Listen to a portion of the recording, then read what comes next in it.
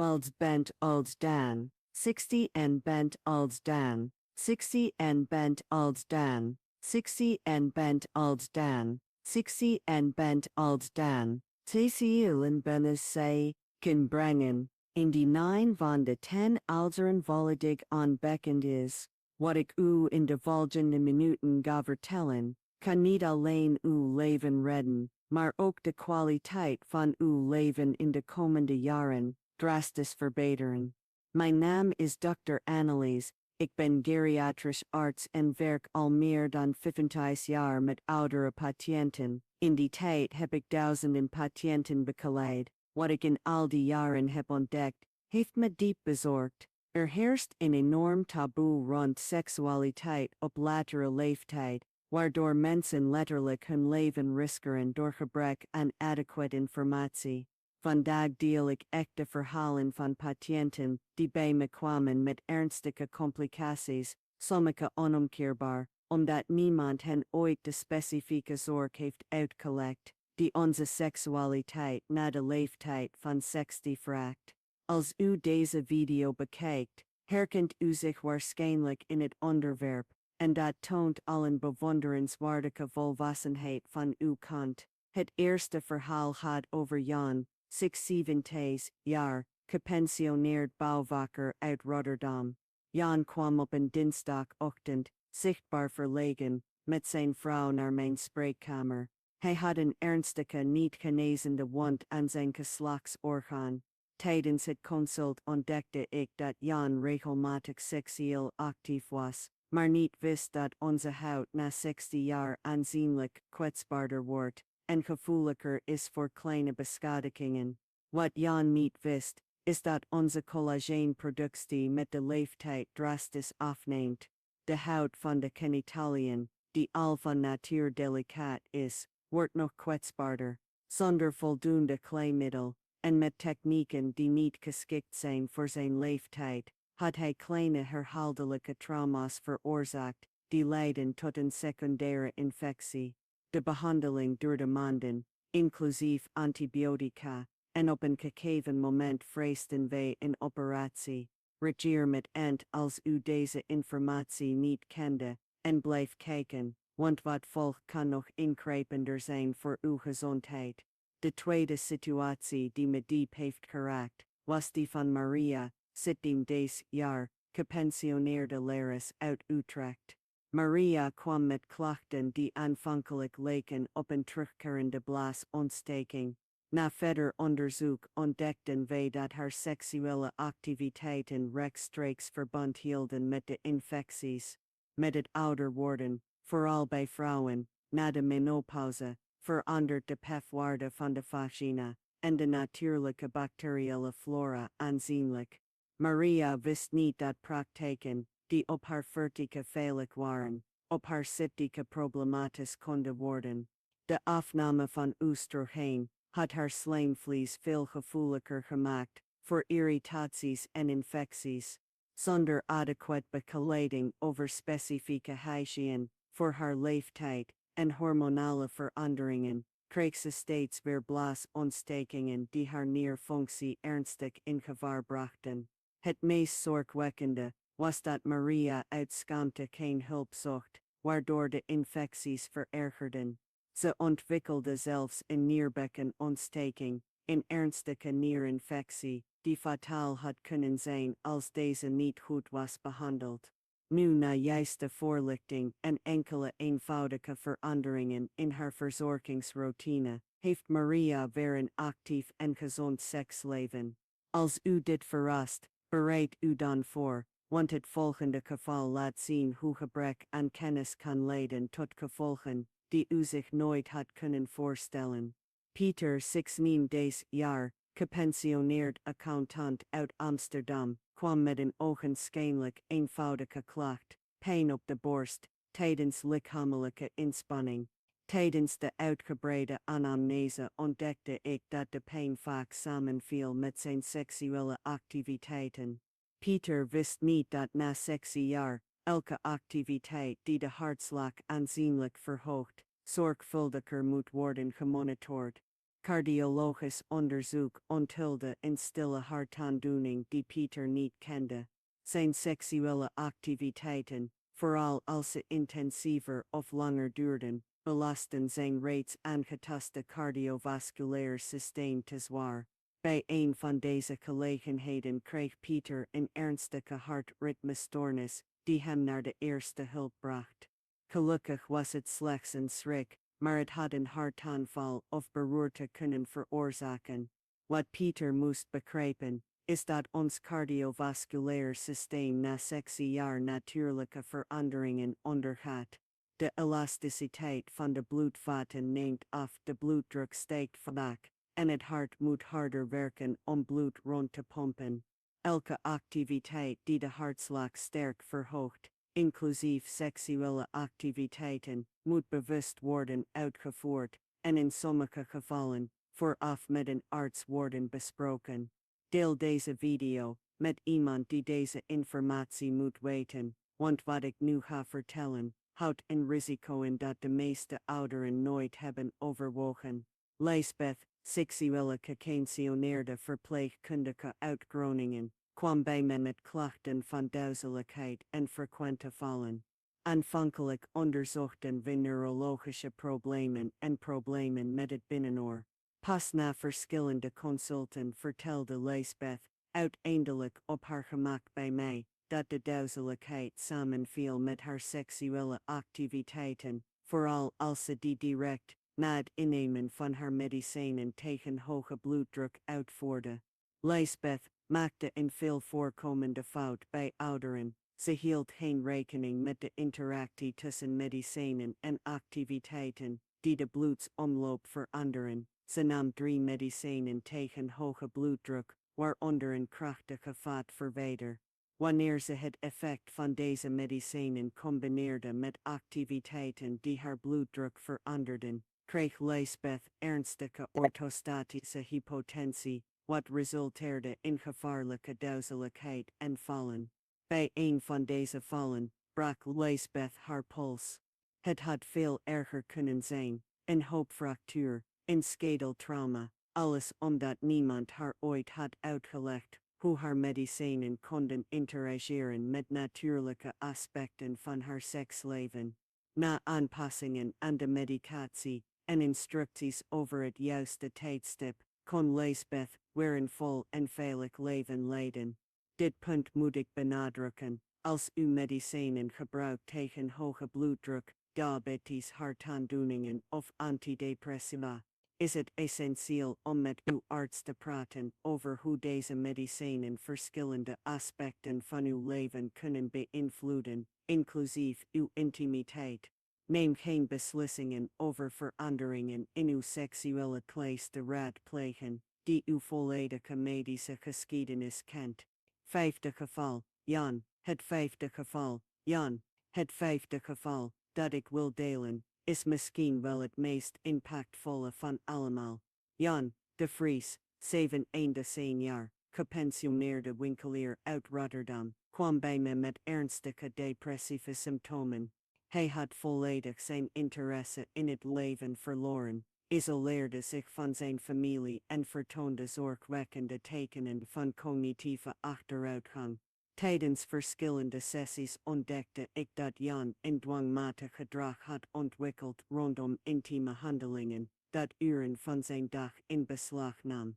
Wat begon als iets natuurlijks en gezonds, was uitgegroeid tot een obsessie die hem belette sociale contacten te onderhouden, voor zijn gezondheid te zorgen, en zelfs voor basisaspecten van persoonlijke hygiëne. Jan wist niet dat veel voorkomende neurologische veranderingen tijdens het ouder worden, waaronder veranderingen in de hersen-neurotransmitters, ons vermogen om impulsen te beheersen kunnen beïnvloeden. Gecombineerd met sociale isolatie, het verlies van zinvolle activiteiten na zijn pensionering en mogelijke hormonale veranderingen, had Jan een dwangmatig gedrag ontwikkeld dat zijn kwaliteit van leven aantastte. Het trieste is dat Jan bijna 2 jaar lang in stilte heeft geleden, in de veronderstelling dat hij abnormaal of ziek was. Zijn familie begreep niet wat er aan de hand was, en hij verloor juist in een levensfase waarin sociale steun cruciaal is voor de geestelijke gezondheid. Belangrijke connecties. Met passende psychologische begeleiding, aanpassingen in zijn dagelijkse routine, het opnemen van lichamelijke en sociale activiteiten, en in sommige gevallen specifieke medicatie, heeft Jan zijn evenwicht teruggevonden. Tegenwoordig heeft hij een gezonde intieme levensstijl, zonder dat dit andere belangrijke Voordat ik verder ga, moet ik een belangrijke pauze nemen. Als je tot hier bent gekomen, merk ik dat je je echt zorgen maakt over je gezondheid en welzijn. Daarom wil ik je een speciale uitnodiging doen. Abonneer je op het kanaal en activeer het belletje voor meldingen. Ik weet dat dit een gewone vraag lijkt, maar er is een heel specifieke reden voor. Wekelijks ontvang ik tientallen gevallen zoals die ik vandaag deel, en veel van deze essentiële informatie bereikt nooit de mensen die het hardst nodig hebben. Wanneer je je abonneert en meldingen activeert, zorg je ervoor dat informatie die letterlijk je leven, of dat van iemand van wie je houdt kan redden, direct bij je terechtkomt. Bovendien helpt je abonnement om meer mensen in onze leeftijdsgroep te bereiken, waardoor een netwerk van kennis en zorg ontstaat, dat duizenden gezinnen ten goede kan komen. Doe dit nu, het duurt slechts 2 seconden, en blijf bij me voor de volgende gevallen, die nog veelzeggender zijn. 6e geval, Lisbeth. Het 6e verhaal gaat over Lisbeth, 60 jaar, gepensioneerde naaister uit Utrecht, die bij me kwam, met klachten van intense bekkenpijn. Na grondig onderzoek ontdekten we dat Lisbeth een aandoening had ontwikkeld, die vulvodemie heet, verergerd door intieme handelingen, die niet geschikt waren voor haar anatomische veranderingen. Door veroudering en hormonale afname ondergaan de vrouwelijke geslachtsorganen aanzienlijke veranderingen. Ze worden minder elastisch, dunner en gevoeliger. Lisbeth bleef praktijken uitvoeren die decennia eerder comfortabel waren, maar die nu microtraumata en chronische ontstekingen veroorzaakten. De pijn werd zo intens dat ze elk soort contact vermeed, waardoor ze angstig werd en haar zelfvertrouwen ernstig werd aangetast. Het meest zorgwekkende is dat Lisbeth verschillende behandelingen zelf heeft geprobeerd, waaronder salven en medicijnen zonder medisch advies. Sommige van deze pogingen tot zelfmedicatie hebben haar situatie aanzienlijk verergerd, wat leidde tot allergische reacties en secundaire infecties. Met een adequate behandeling inclusief specifieke adviezen over geschikte technieken voor haar leeftijd, het gebruik van geschikte kleimiddelen, bekkenfysiotherapie en in sommige gevallen lokale hormoontherapie, heeft Lisbeth haar kwaliteit van leven teruggewonnen. Ze heeft geleerd dat ouder worden niet betekent dat je intieme momenten moet opgeven, maar dat je ze moet aanpassen aan de behoeften van je veranderende lichaam. Als je een vrouw bent en je herkent deze symptomen, leid dan niet in stilte. Raadpleeg een gynaecoloog of geriater die ervaring heeft met seksualiteit op oudere leeftijd. 7e geval Pieter. Het 7e geval dat ik moet delen betreft Pieter, 70 jaar gepensioneerde hoogleraar uit Amsterdam, die bij me kwam met zorgwekkende neurologische symptomen, geheugenverlies, verwardheid en desoriëntatie. Aanvankelijk onderzochten we mogelijkheden zoals de ziekte van Alzheimer of vasculaire dementie. Tijdens het gedetailleerde onderzoek ontdekten we dat Pieter was begonnen met het gebruik van seksuele stimulantia, die hij online had gekocht, zonder medisch advies. Deze producten van twijfelachtige herkomst en onbekende samenstelling reageerden gevaarlijk met zijn medicatie voor diabetes en hypertensie, wat leidde tot ernstige schommelingen in zijn bloeddruk en bloedsuikerspiegel die zijn hersenfunctie direct beïnvloeden. Peter wist niet dat veel illegaal verkochte producten als natuurlijke stimulantia gevaarlijke chemicaliën bevatten, waaronder analogen van sildenafil in ongeschikte dosis, amfetaminen en andere stoffen die dodelijk kunnen zijn voor ouderen, vooral diegenen met comorbiditeiten. Bij een van deze gelegenheden kreeg Peter een ernstige bloeddrukdaling die hem bewusteloos naar de eerste hulp bracht. De artsen hebben urenlang gevochten om hem te stabiliseren, en we hebben ternauwernood een briljante man en geliefde familievader verloren door een gevaarlijk product dat beloofde zijn intieme leven te verbeteren. Na een volledige ontgifting en stabilisatie van zijn reguliere medicatie heeft Peter zijn cognitieve functies volledig teruggekregen. Tegenwoordig heeft hij een actief en gezond intiem leven, maar altijd met adequate medische begeleiding en veilige producten wanneer nodig. Gebruik nooit producten voor seksuele verbetering zonder medisch advies, vooral niet als je andere medicijnen gebruikt. Wat een simpele oplossing lijkt, kan een dodelijke valstrik worden.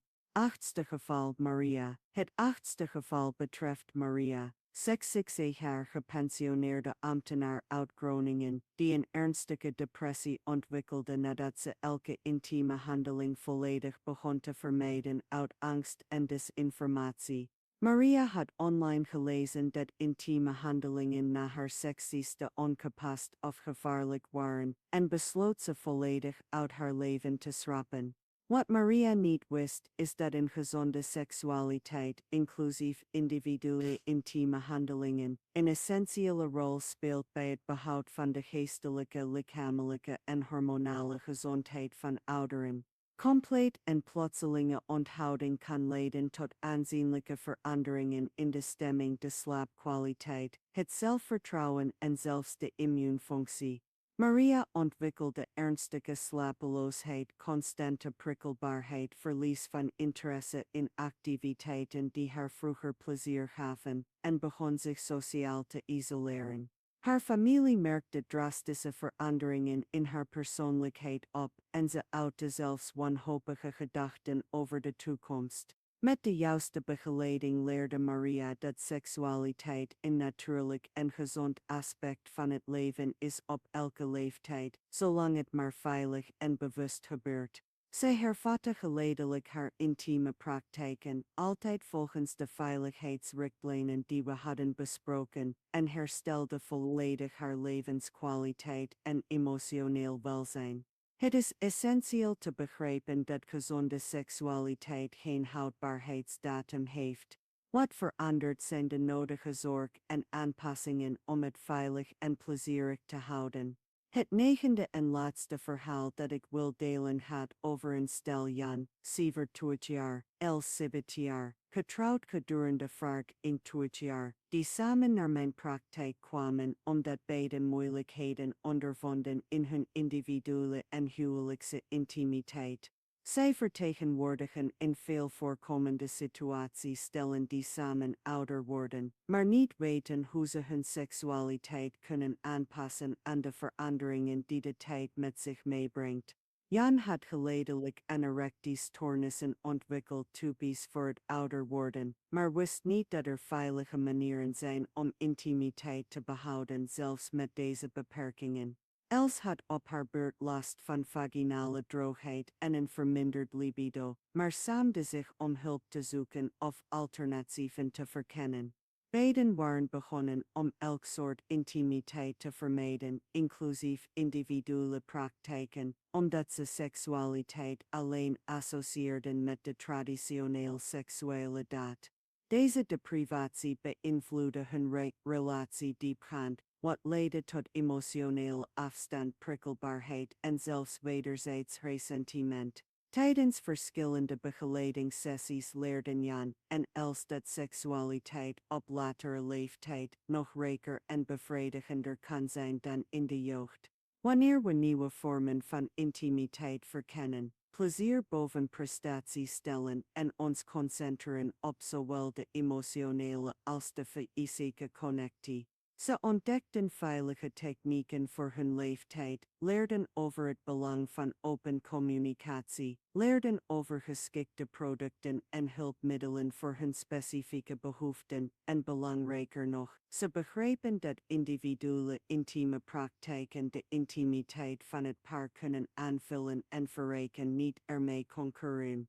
Vandaag de dag melden Jan en Els een meer bevredigende intieme leven op 17-jarige leeftijd dan ze hadden op hun 50. Ze zijn voorvechters geworden van seksuele voorlichting voor ouderen en bevelen van gespecialiseerde begeleiding aan voor vrienden van hun leeftijd. Praat met uw arts over uw intieme leven. Er is niets genaams aan het zorgen voor alle aspecten van uw gezondheid en welzijn. Nu ik deze 9 echte verhalen heb gedeeld, moet ik de belangrijkste punten aansnijden die iedereen boven de 60 jaar moet weten over seksualiteit en veilige intieme praktijken. Ten eerste is het essentieel te begrijpen dat ons lichaam verandert en deze veranderingen vereisen aanpassingen, geen volledige onthouding. Voor mannen kan de geleidelijke afname van testosteron, veranderingen in de bloedcirculatie en mogelijke medicijnen de seksuele functie beïnvloeden. Dit betekent niet het einde van de seksualiteit, maar wel de noodzaak van zachtere technieken, het gebruik van glijmiddel waar nodig en geduld met zichzelf. Te krachtige of langdurige intieme praktijken kunnen letsels veroorzaken die op oudere leeftijd langzamer genezen. Voor vrouwen beïnvloeden de hormonale veranderingen van de menopauze de geslachtsorganen aanzienlijk. Ja. De natuurlijke smering neemt af, de weefsels worden dunner en gevoeliger en de vaginale paf verandert. Dit maakt het gebruik van geschikt glijmiddels, zachtere technieken en speciale aanbod voor hygiëne voor en na intiem. Ja. Voor beide geslachten is het cruciaal om regelmatige medische onderzoeken te ondergaan. Veranderingen in de seksuele functie kunnen vroege tekenen zijn van ernstigere gezondheidsproblemen zoals diabetes, hart- en vaatziekten of hormonale veranderingen die behandeling vereisen. Adequate hygiëne wordt met de leeftijd nog belangrijker. Het immuunsysteem kan minder efficiënt zijn, waardoor we vatbaarder worden voor infecties. Was altijd uw handen voor en na intieme praktijken. Houd uw nagels kort en schoon en gebruik milde en ongeparfumeerde hygiëneproducten. Als u medicijnen gebruikt, vooral voor hoge bloeddruk, diabetes, depressie of hartproblemen, praat dan met uw arts over hoe deze uw seksualiteit kunnen beïnvloeden. Vaak kunnen eenvoudige aanpassingen in het tijdstip van medicatie of veranderingen in de voorschriften problemen oplossen zonder uw algemene gezondheid in gevaar te brengen. Let op de signalen van uw lichaam. Pijn, bloedingen, aanhoudende irritatie, duizeligheid of hartkloppingen tijdens of na intieme praktijken zijn niet normaal op welke leeftijd dan ook en moeten onmiddellijk worden onderzocht. Beschouw het belang van het emotionele uitzicht, eenzaamheid, depressie, angst over verandering of lichamelijke veranderingen kunnen uw seksualiteit aanzienlijk beïnvloeden.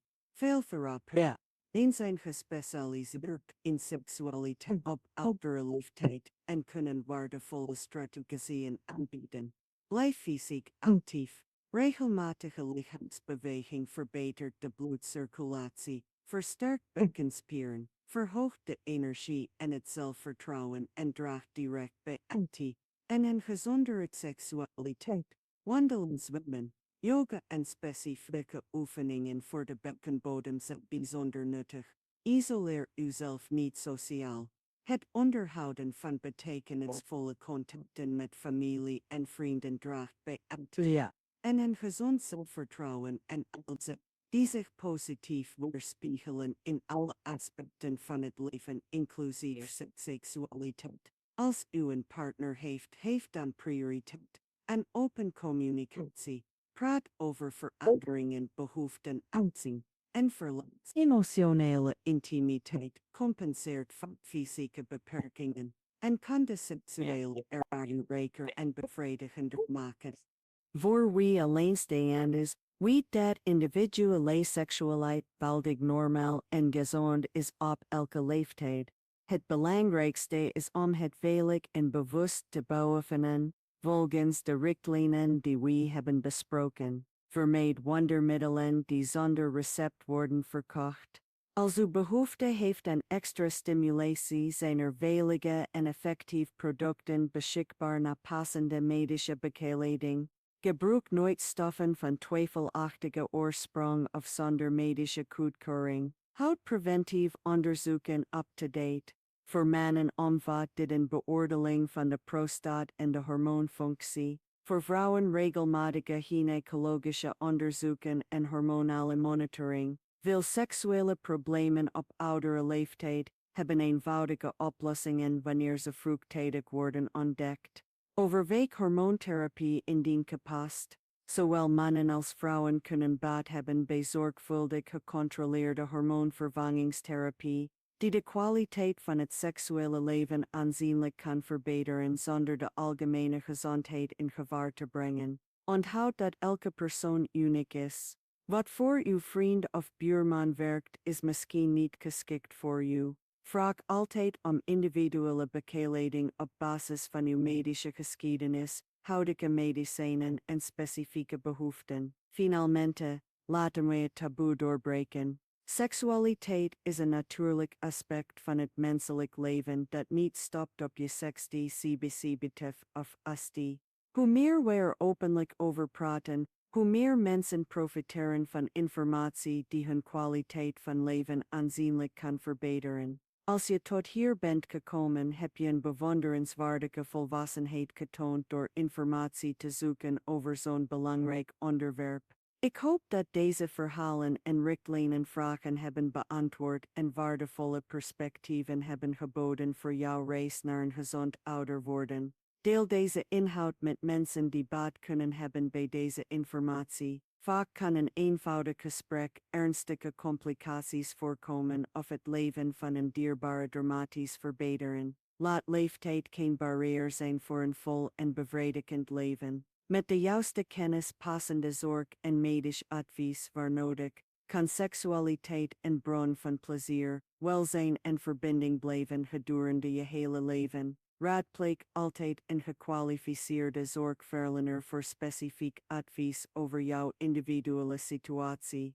Geriater, gynaecoloog, uroloog en therapeuten gespecialiseerd in seksualiteit zijn voorbereid om ondersteuning te bieden zonder oordeel en met volledige vertrouwelijkheid. Je gezondheid en welzijn verdienen aandacht en zorg in alle opzichten. Seksualiteit is er slechts één van, maar een fundamenteel onderdeel van een vol en bevredigend leven op elke leeftijd. Reageer hieronder met je vragen of ervaringen die andere mensen in onze community kunnen helpen. Samen kunnen we taboes doorbreken en een netwerk van steun en informatie opbouwen ten voordele van iedereen. Dankjewel voor je aandacht en moed om dit belangrijke onderwerp aan te pakken. Tot de volgende video, pas goed op jezelf en zoek altijd betrouwbare informatie voor je gezondheidsbeslissingen.